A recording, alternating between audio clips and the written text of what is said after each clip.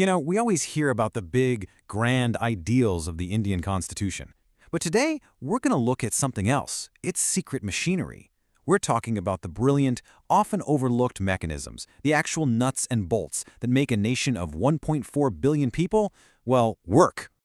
I mean, just think about that for a second. How do you govern a country with that many people? It's more than the entire Western Hemisphere combined. The answer, believe it or not, is hidden in the incredible design of a document that's over 70 years old. And that's exactly what we're digging into.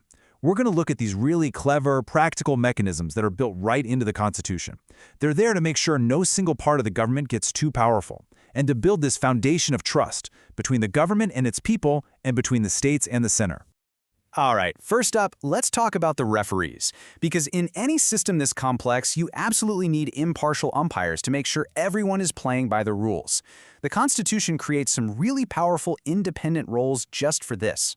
So, meet the country's ultimate financial watchdog, the Comptroller and Auditor General, or the CAG. Their whole job is to follow the money. They audit every single rupee the government spends to make sure it's being used the right way.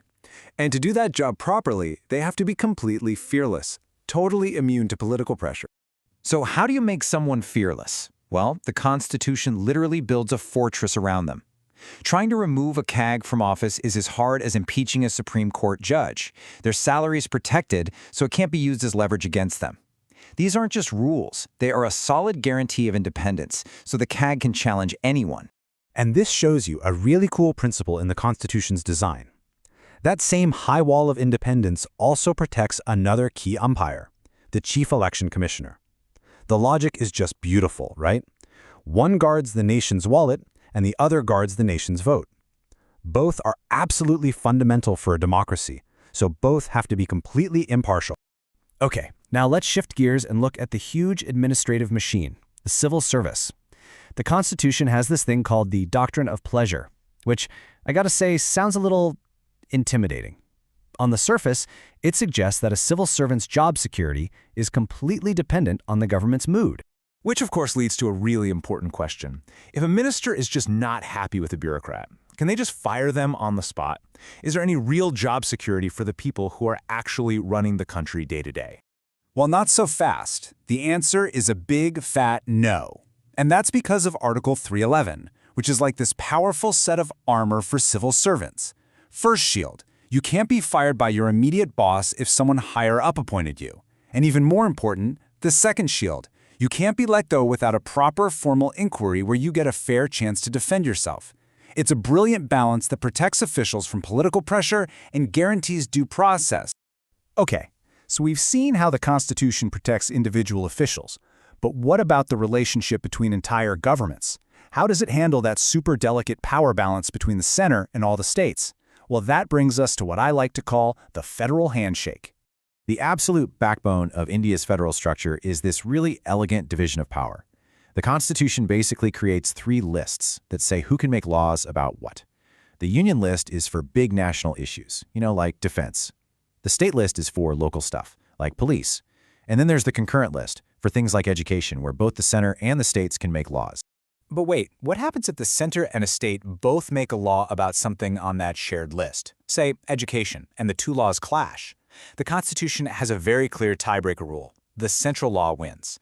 This is super important to ensure there's some uniformity and to prevent total legal chaos. The vision here wasn't just for political unity, but for economic unity too. And this one line from Article 301 is frankly revolutionary.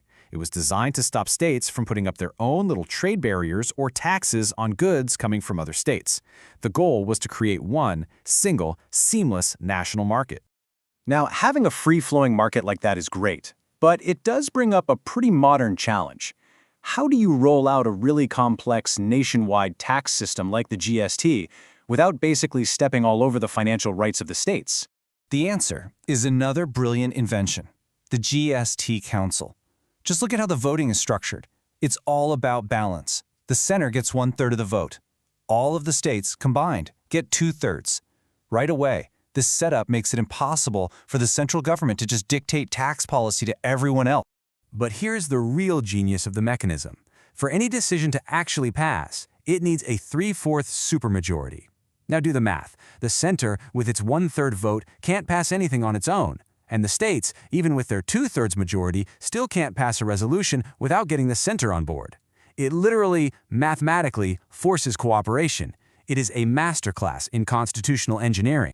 So for our last part, let's look at how the Constitution is definitely not a one-size-fits-all document. It has these really special provisions built right in to protect and empower some of India's most unique communities. And a perfect example of this is its approach to tribal areas. It's not the same for everyone. Schedule 5 sets up advisory councils in a number of states. But for 4 states in the Northeast, which have really distinct histories and cultures, Schedule 6 goes way further. It creates these powerful autonomous district councils that have significant lawmaking and even judicial powers. It's designed to protect their unique traditions, often creating what's basically a state within a state. So as you can see, the Indian Constitution is so much more than just a dusty old rulebook. It's this dynamic, incredibly intricate system of independent umpires, federal handshakes, and flexible frameworks. It's really a living recipe, designed to build unity and trust across 1 billion+ people. And that brings us to a final, really important question.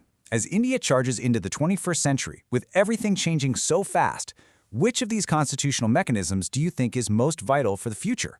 Is it the independent watchdogs, the federal balance, or those special protections for diversity? It's definitely something to think about. Thanks for joining us.